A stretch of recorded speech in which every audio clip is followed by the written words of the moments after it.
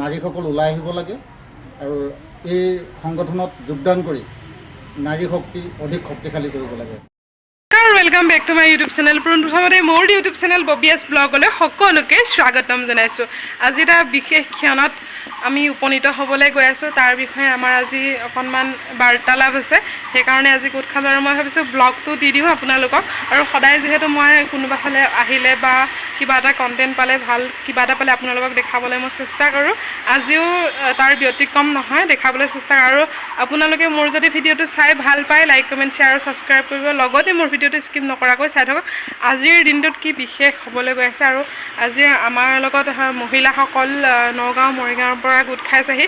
কি কাৰণে আমি উপনীত হৈছো সেই বিষয়ে আপোনালোকক অৱগত কৰিম। তেতিয়ালৈ আপোনালোকে ভিডিওটো স্কিপ নকৰাকৈ শেষলৈকে চাব লাগিব, তেতিয়াহে আপোনালোকে গম পাব।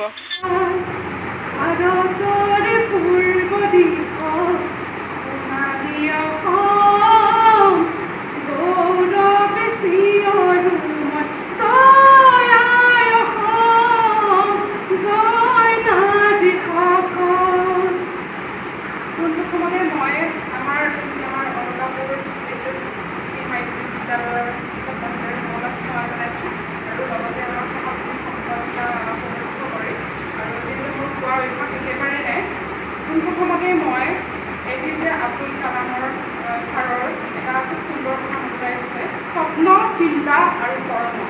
স্বপ্ন চিন্তা কৰ্ম, আমি কিবা এটা কৰিবলৈ হ'লে আমি স্বপ্ন দেখিবই লাগিব, সপোন দেখিবই লাগিব। সপোন নেদেখাকৈ আমি কেতিয়াও আগবাঢ়ি যাব নোৱাৰোঁ। সেইটো লাগিলে দিনতেই হওক, শুই শুইয়ে হওক বা চকু মেলিয়ে হওক। আৰু আমি আমাৰ এতিয়া বৰ্তমান স্বপ্ন হ'ব লাগিব আমাৰ যি নদী আৰু নাৰী জাগ্ৰত শক্তি অসমে আমাৰ পদক্ষেপ লৈছে।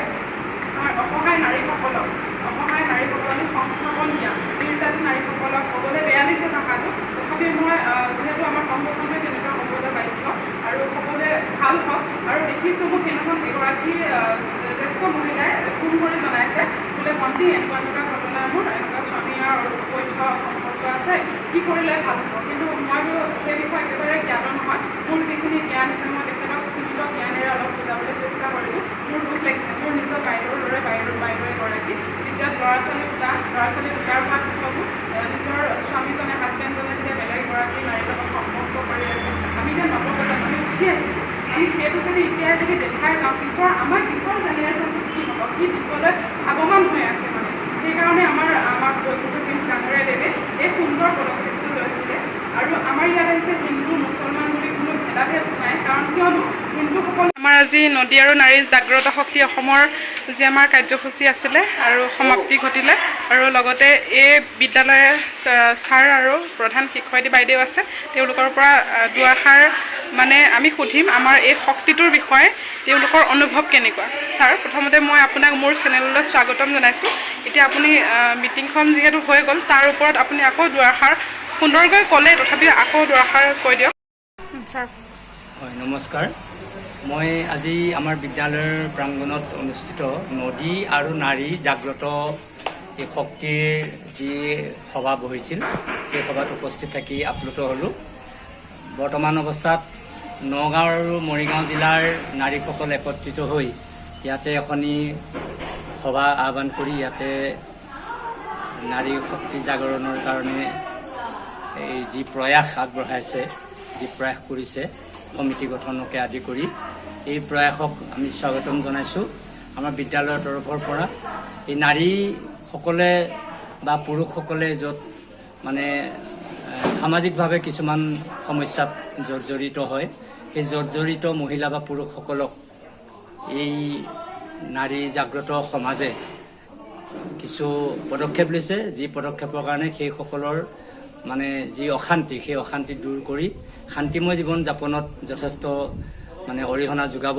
এই আশাৰে মই তেখেতসকলৰ মানে অদূৰ ভৱিষ্যতে এই মানে জাগ্ৰত সমাজৰ উন্নয়ন কামনা কৰি মোৰ চমু কথা ইমানতে সামৰিছোঁ।